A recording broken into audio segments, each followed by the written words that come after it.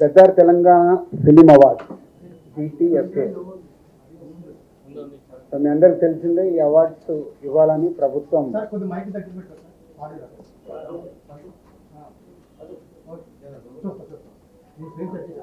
మీ అందరికి తెలిసిందే దీనికోసము గవర్నమెంట్ ఒక కమిటీ వేయడం జరిగింది. నరసింహరావు గారు చైర్మన్గా, వైస్ చైర్మన్గా నేనున్నాను ఆ కమిటీలో.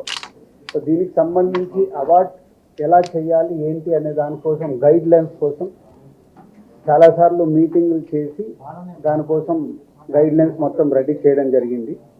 ఆ గైడ్ లైన్స్ సంబంధించి ఈరోజు మీడియా ద్వారా 2024లో సినిమాలు నిర్మించిన నిర్మాతలకి ఈ గైడ్ లైన్స్ని అందజేసేలాగా ఇటు FDC అండ్ మీడియా ద్వారా చేస్తున్నాం.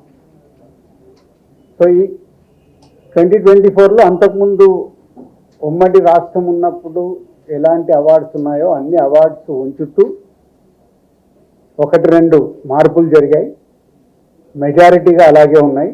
దాంతోపాటు పైడి జయరాజ్ గారి పేరు మీద అలాగే కాంతారావు గారి పేరు మీద కూడా స్పెషల్ అవార్డ్స్ యాడ్ చేయడం జరిగింది. అంతేకాకుండా ఉర్దూ సినిమాకి కూడా ఎంకరేజ్ చేయాలి అనే ఉద్దేశంతో ఒక అవార్డు పెట్టడం జరిగింది, బెస్ట్ ఫిలిం అవార్డు. అదొకటి యాడ్ అయింది. అంతేకాకుండా 2014లో తెలంగాణ ఏర్పాటైన తర్వాత ఉమ్మడి రాష్ట్రంగా ఉన్నప్పుడు మనకు నంది అవార్డ్స్ ఉన్నాయి. తర్వాత రాష్ట్రాలు వేరు అయిన తర్వాత తెలంగాణ సపరేట్గా మనకు తెలంగాణ రాష్ట్రం రావడం జరిగింది. సో దానికోసం 2014 జూన్ నుంచి రిలీజ్ అయిన సినిమాలకి, అంటే ఎవ్రీ ఇయర్ 2014 జూన్ నుంచి 2023 డిసెంబర్ 31 వరకు ఎవ్రీ ఇయర్ ఒక బెస్ట్ ఫిలింకి కూడా అవార్డు ఇవ్వాలని నిర్ణయం తీసుకున్నాం. అంటే తెలంగాణ ఏర్పాటు అయిన తర్వాత మన అవార్డ్స్, తెలుగు సినిమాకి సంబంధించిన అవార్డ్స్ మిస్ అవ్వకుండా ఉండాలని ప్రతి సంవత్సరం ఒక బెస్ట్ ఫిలిం అవార్డు ఉంటుంది 2023 వరకు. అలాగే 2024 ఇందాక మీకు చెప్పినట్టు అవార్డ్స్ అన్నీ పాత రోజుల్లాగా ఎలా అయితే ఉన్నాయో కొన్ని మార్పులు చేర్పులతో ఫైనల్ చేయడం జరిగింది. ఆ గైడ్ లైన్స్ మీకు ఇప్పుడు మీడియాకు అందజేయడం జరుగుతుంది. సో అప్లికేషన్స్ ఇమ్మీడియట్లీగా స్వీకరించి స్క్రూటినీ చేసి జ్యూరీలు కూడా ఫైనల్ చేసేసి ఏప్రిల్లో ఈ అవార్డు ఫంక్షన్ అంగరంగ వైభవంగా చేయాలని ప్రభుత్వం ఆశిస్తుంది. దానికి అందరం FDC తరఫున అలాగే ఫిలిం ఇండస్ట్రీ నుంచి చాలామందిని ఇక్కడ మేము జ్యూరీలాగా తీసుకొని చేసి అవార్డ్స్ అనేటివి నెక్స్ట్ మంత్ బెస్ట్ ఈవెంట్ చేయాలని గవర్నమెంట్ ఆశిస్తుంది. దానికి మేము కంప్లీట్ చేయాలని ఈ రోజు నుంచి కంకణం కట్టుకున్నాం. ఇది మెయిన్ ఎజెండా.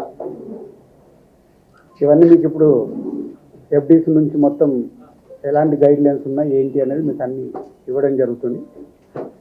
అలాగే 2014 నుంచి కొన్ని FDCకి అప్పుడు BRS గవర్నమెంట్ ఉన్నప్పుడు సైమా అవార్డ్స్ అని ఒకటి వాళ్ళు డిస్కషన్ జరిగినప్పుడు కొంతమంది FDCకి అవార్డు దానికోసము సినిమా అవార్డ్స్ అనుకున్నప్పుడు దానికి కొంతమంది FDCకి అవార్డ్స్ కోసము అప్లికేషన్తో పాటు సమ్ అమౌంట్స్ పే చేశారంట. అలాంటివన్నీ 2024 కంటే ముందు ఏవైతే అలాంటివి ఏమైనా పే చేసినవి ఉంటే FDC నుంచి వాళ్ళకి అవి తిరిగి ఇవ్వడం జరుగుతుంది. ఎందుకంటే 2024 అవార్డ్స్ మనం కండక్ట్ చేస్తున్నాం కాబట్టి ముందు ఎవరన్నా అలా పే చేసి ఉంటే వాళ్ళ అమౌంట్స్ తిరిగి ఇవ్వడం జరుగుతుంది. దీన్ని వాళ్ళు ప్రభుత్వం చూస్తున్నది అర్థం చేసుకొని వాళ్ళు ఎలాంటి కాంట్రవర్షియల్స్గా చూడకుండా ఒకసారి ఇక్కడ మళ్ళీ తెలంగాణ రాష్ట్రం నుంచి అవార్డ్స్ వస్తున్నాయి కాబట్టి అందరు పాజిటివ్గా ఉండి ఈ ఈవెంట్ని విజయం చేస్తే ప్రతి సంవత్సరం మనం సినిమా పండుగ హైదరాబాద్లో అద్భుతంగా జరుగుతుంది. That's it. Thank you. 1 వీక్లో అన్ని జ్యూరీస్ ఫైనల్ అవుతాయి. సో 1 వీక్లో అప్లికేషన్స్ కూడా స్వీకరించడం జరుగుతుంది. 2 అయిపోగానే జ్యూరీ వాళ్ళ కార్యక్రమం మొదలు పెట్టేస్తారు చేసి ఏప్రిల్లో ఈవెంట్ ఉంటుంది. Thank you.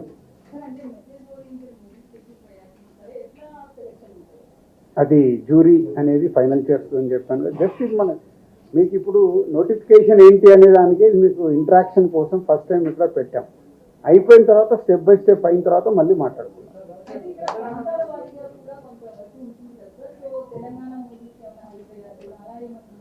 మీరు అదే అంటున్నాం, మొదటి స్టెప్లోనే రకరకాల ఆలోచనలు ఎందుకు, ఒకసారి ఇది ఫస్ట్ టైం చేస్తున్నప్పుడు దాన్ని సక్సెస్ఫుల్ అయిందనుకో ఎవ్రీ ఇయర్ మనం ఇంకా దాన్ని అద్భుతంగా ఎలా చేయాలని ప్రయత్నం చేయాలి.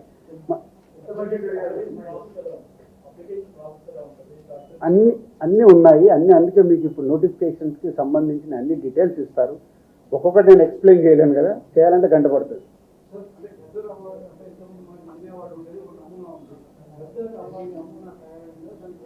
అన్నీ రెడీ అవుతున్నాయి మీకు, అందుకే కదా నెక్స్ట్ మంత్ ఈవెంట్లో మీరు చూస్తారు కదా. ఇప్పుడే తినబోయే ముందు మీరు అన్న అద్భుతంగా ఉంటాయి, అన్నీ వస్తున్నాయి. ఏప్రిల్ మంత్లో ఈవెంట్ జరిగేటప్పుడు మీరు చూస్తారు.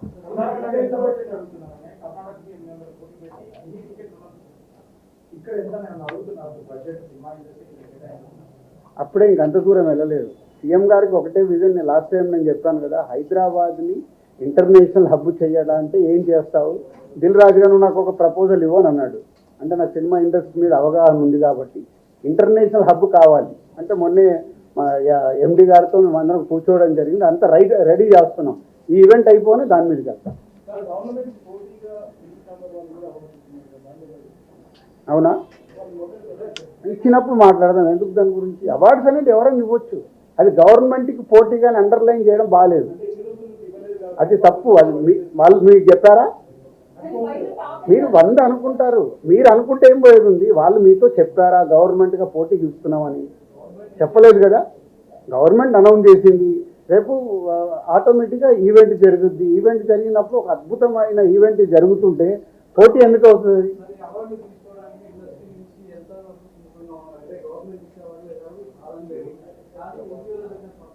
అవన్నీ వేస్ట్ అబ్బా, వేస్ట్. అందరు అనుకూలంగానే ఉంటారు, మీరు లేనిపోయిన కాంట్రవర్సీ. మీకు ఏమైనా స్పైసీ కావాలా ఏంటి? ఎందుకు రారు? గవర్నమెంట్ అనేది అవార్డ్స్ ఇస్తున్నప్పుడు ఎవరైనా వస్తారు, స్వీకరిస్తారు. హిస్టరీ అది. గవర్నమెంట్ ఇచ్చే అవార్డు అనేది స్పెషల్ అవార్డు. అది ప్రచారం మీ దగ్గర జరిగిందేమో, మీకు కావాలి కదా. అది మనం ఏ పని చేసినా 51% పాజిటివ్ ఉంటే చాలు. 49% నెగిటివ్ మాట్లాడే వాళ్ళు ఎలాగో ఉంటారు. 51 ఉన్నారా లేదా మీకు కావాల్సిన కౌంటింగ్ పెట్టుకోండి. గవర్నమెంట్ అవార్డ్స్ ఇస్తుంది ఏంటి మీరు రిప్లై అని 51 వస్తే మనం సక్సెస్. Thank you.